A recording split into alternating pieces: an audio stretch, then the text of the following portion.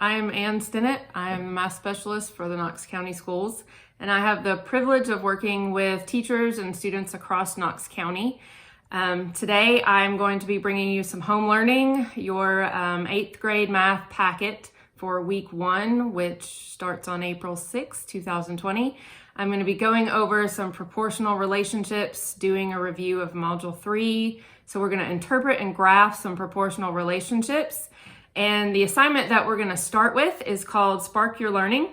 It looks like this, has an airplane on it. And I'm going to go over some of the vocabulary just to review that in case you have forgotten. I'm going to show you a couple different ways you might solve this problem.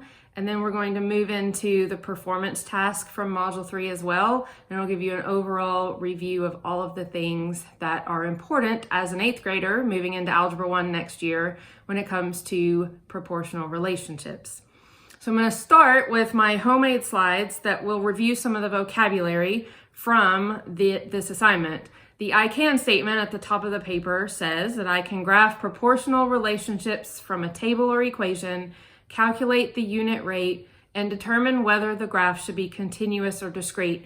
A lot of big math words in there, so let's start with a proportional relationship, which is a relationship between two quantities in which the ratio of one quantity is the same as the other and it's constant. So if we have this ratio 1 to 2, 2 to 4, 3 to 6, and 4 to 8, each time the first number is half the second number, or the second number is twice the first number. Each time that is constant, so these ratios are proportional, and the constant of proportionality would be 1 to 2. So that's one of the words in our I can statement that might need some review. Another one is unit rate. And unit rate is a rate in which the second quantity in the comparison is 1 unit. So for example, if I were to say 55 miles per hour in 1 hour, that would be a unit rate. Unit means 1. If I were to say 100 miles in 2 hours, that would not be a unit rate because my second number is not 1, or it is not a unit, it's 2. So I think that's it for, one more, continuous and discrete. So continuous graphs and discrete graphs just mean in a continuous graph, I might connect the dots. For example, in a rate problem, time and distance, as I increase time, there are values between those dots that could correlate to a specific distance. But a discrete graph is where you would not connect the dots. For example, if I were selling tickets and determining cost, more than likely, I'm not going to sell half a ticket, so I'm not going to include the space between the dots in my graph. So those are a couple of things in this problem that you might need to review. So I'm going to start with reading the problem, and then I'm going to move my camera to show my paper so that you can see the work that I'm doing in case this problem is a bit confusing at first. So the problem says, an airplane is traveling toward its destination at a constant speed. The distance that the airplane has traveled at different points in time is shown in the table. How can you find the speed of the airplane? So I know right off the bat after I read this problem, it's a problem about traveling in an airplane, something you may or may not have done recently. And so the second thing I want to do when I read through the problem is figure out what quantities or what numbers are going to be important. So when I read the graph, I see that time and distance start with 0 and 0. And then after 1 hour, my distance is 400 miles. After 2 hours, my distance is 800 miles. And after 3 hours, my distance is 1,200 miles. So some of the questions I might have about that is, how far does the plane travel each hour? What is the constant rate? How far might it go in 6 hours? So I need to come up with a couple ways that I might be able to find the speed of the airplane.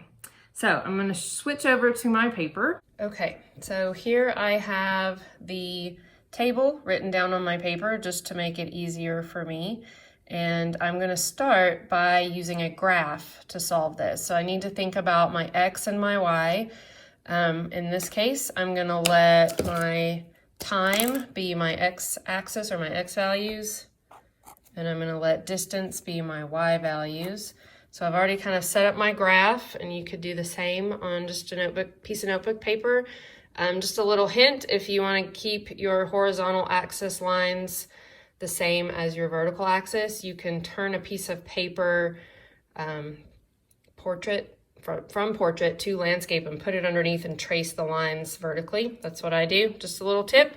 But now I'm going to start by making sure I've got time on my x-axis, distance on my y-axis, just like my table. And I'm going to start by graphing each point. So the very first one I have is 0, 0. So I'm going to come down here on my graph and mark that. The next one I have is 1 hour and 400 miles. So I'm going to go over to 1 hour and 400 miles, put a point there. And I'm going to continue on with the other points by doing 2 hours and 800 and 3 hours and 1200. So now I can think about, this is going to be a continuous graph because time doesn't stop. The plane doesn't just beam to each distance. It's continuously moving. So I'm going to connect the dots as best I can. And now I can see a couple of different things. I know now that I have a straight line, so I have a linear relationship. I also know that because it goes through the origin right here, passes through 0, 0, that tells me that it is a proportional relationship. It shows a continuous increase over time. And I can look and see different places on the graph. So right here at 1 hour, or my unit rate, I'm going 400 miles per hour.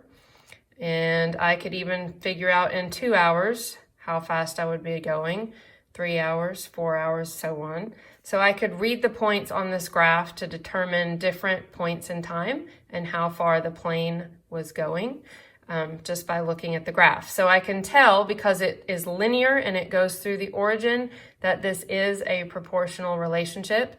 I can also see that the points on my graph are represented by points on my line. So that's one way to do it, is just looking at the graph and remembering what you know about proportional relationships on a graph. Another way I could look at this is by thinking about the unit rate. And I know it's pretty obvious if I look at it that 400 miles in 1 hour, that could be the unit rate.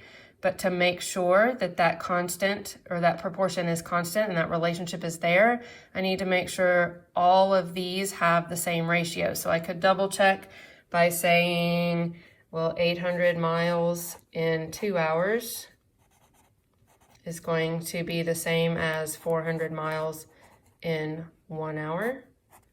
And that's true. So far, so good. Again, we already proved it was proportional with our graph. I'm just showing another way we could do it.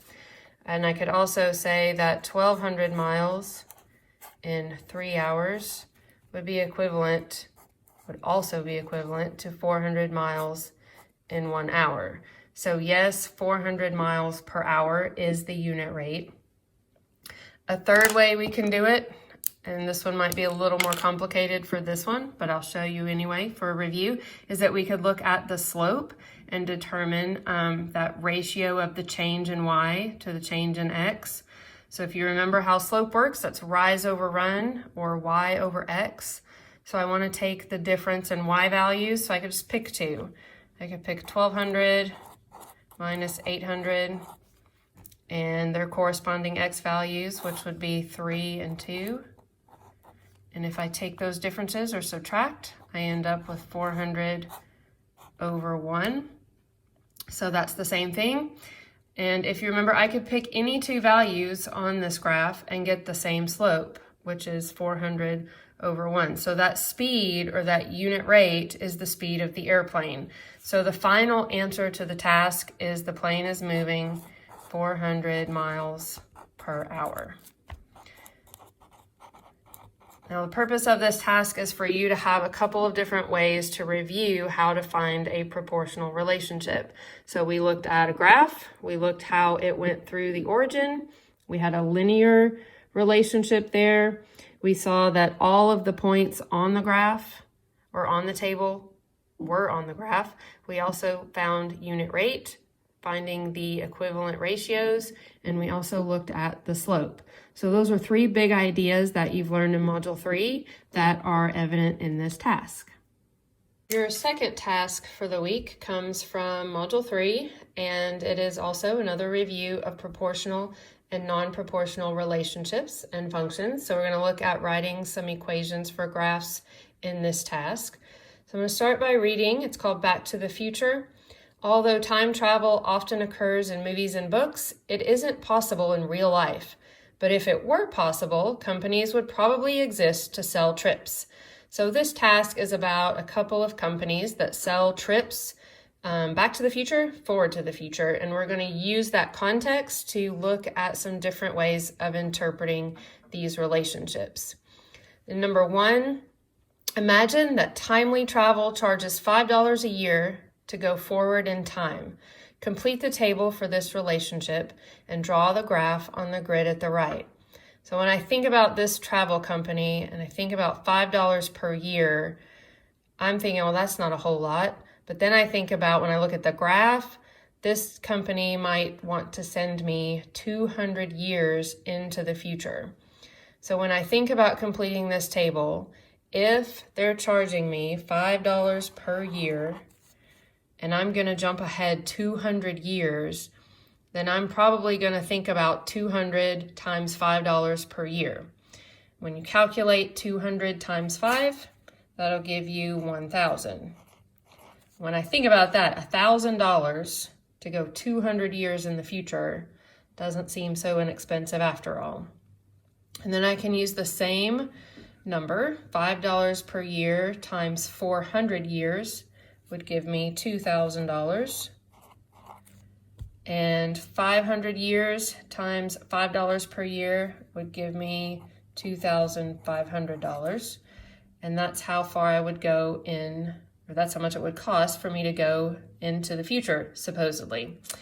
Now I'm going to look at the graph on the right. And just like before, I'm going to say, when I look at the graph, years is on the x-axis, timely travel cost is on the y-axis. So I'm going to do the same thing. I'm going to start by going over 200 years, which would be here. And then I'm going to go up to $1,000, which would be right here. I'm going to make my point.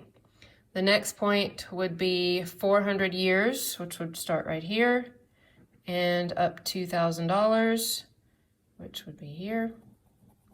And the final one is 500 years ahead, would cost me $2,500, which is going to be between 2,000 and 3,000. Next one I'm going to do is write the equation for the graph. And the way that I would do that is I need to think about what I did to determine the cost. So each time I multiplied the number of years times 5, and that gave me the cost. So to make that a nice, simple algebraic equation, I'm just going to say 5 times the number of years, which they use T in this particular table, equals C, or the cost. So there is my equation, and perhaps this would be a continuous graph because maybe I could go a fraction of a year. So I'm going to go ahead and connect these dots. Not perfect because I'm using a pen, but there it is. Number 3, timely travel charges 15 years per year to go backwards in time. So now I'm going to complete the table the same way by multiplying each value times 15. But I notice in this graph the years are negative. And if I multiply a positive number by a negative number, my product is going to be negative. And I can't have my cost be a negative number because timely travel is not going to start giving me money to go to different places in time. So we're going to take that into account when we write our equation. So to get the cost, in order to get 200 times $15 a year to be positive, I'm technically multiplying by negative 15. And 200 times negative 15 gives me 3,000. And again, if I go back 400 years, I'm going to multiply by -15 because I'm going back, and that's going to give me $6,000 to go 400 years back in the future. And to go 500 years back in the future, it's going to cost me $7,500. So clearly it's a little more expensive to go back in time than it is to go forward in time. So again, to write my equation, my years, which is a negative number, times 15, which has to be negative so that my cost is positive. The algebraic equation for that would be -15t for time equals cost. So again, if I go to graph that, I'm going to start now moving to the left because my first value, or my x value, the time in years, is negative. So I'm going to go back 200 and up 3,000. I'm going to go over to -400 and all the way up to 6,000. And then I'm going to go -500 all the way up to 7,500, which is going to be between 7 and 8. And I'm going to assume that's continuous because perhaps I could go a fraction of a year back in time. And I notice now that the slope is steeper on that one, which also correlates with the fact that it's more expensive to go back in time, and this time we have a negative slope. So when I compare the constants of proportionality, so in the number 1, the constant was 5, and in number 3, the constant was -15. So the time values are going back in time, and so those are negative, but the cost is always going to be positive. So that is why one is positive and one is negative. So the time values are going back in time.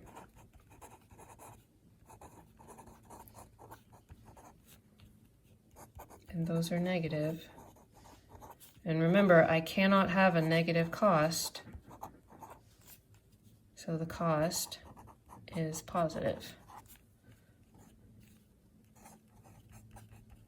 And in order for that to happen, the constant of proportionality has to be negative. And that constant in the second one, remember, was -15. Proportionality is a big word to spell. Must be negative.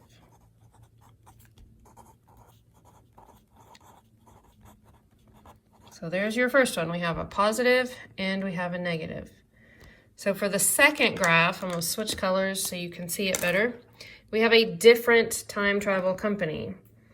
And we're going to find two equations, one for traveling forward to the future and one for traveling backward in time. And then we're going to add the graphs to the grid. So if I look at those two lines, when it says forward when time is greater than 0, so this is moving forward, and then backward is when time is less than 0, so this is moving backward. I'm just going to draw a line so I can remember which side I'm looking at. And I'm going to find the two equations. So looking at forward in time, for the years, or if I want to go 100 years forward, I'm going to pay $2,100, and 300 years, $2,300, and 500 years, $2,500. I can see that the difference here is about $2,000. So when I want to write those equations, the cost is equal to the number of years plus 2,000. So all I have to do is add $2,000 to however many years I want to go in the future, and that will be my total cost. Now moving backwards, it's a little bit different because they are negative, and I have to think the same thing, like 100, if I'm at -100, 100 plus what is going to give me $2,900. What's the difference between 300, ignoring the negative for a minute, and 3,100 is going to be, each time there's a difference, or I'm adding $2,800. So what that means is the cost is I'm adding $2,800 $800. So there's my equation. So this time I'm going to go up to the graph and I'm going to graph these quantities. So all I have to do is look at the graph for the second company, which is first and last time travel. And the first one, I'm going to do 100 as my years and 2100, which I'm going to guesstimate is about right there. The next one is 300, 2300. So I'm going to go over 300 and up 2300, which will be just above the next one. And then 500 and 2500, which would be the same spot as the other one. And I'm going to connect those dots best I can. And the second one, negative 100 and 2900. There's negative 100. I'm going to guess 2900 about right there. Negative 300, 3100 is about right there. And then negative 500, 3300 would be about right there. I'm a little bit off, but I also noticed that right here they share a common point, which might tell me something in terms of what these two companies charge. So when I compare the two functions for timely with those for first and last, which are linear and which are proportional? Well, they both make lines, straight lines, so they're both linear. So I'm going to write both are linear. And in terms of being proportional, I need to look and see which one has a constant rate or which one passes through the origin. So when I look at my second one, we're just adding a number. And even though we're adding the same thing, we don't have multiplication or a multiplicative relationship there. So we're not going to go through the origin. We're just going to start at a particular point in time. So the only one that is proportional is timely. So timely represents a proportional relationship. And I'm going to abbreviate that because of time.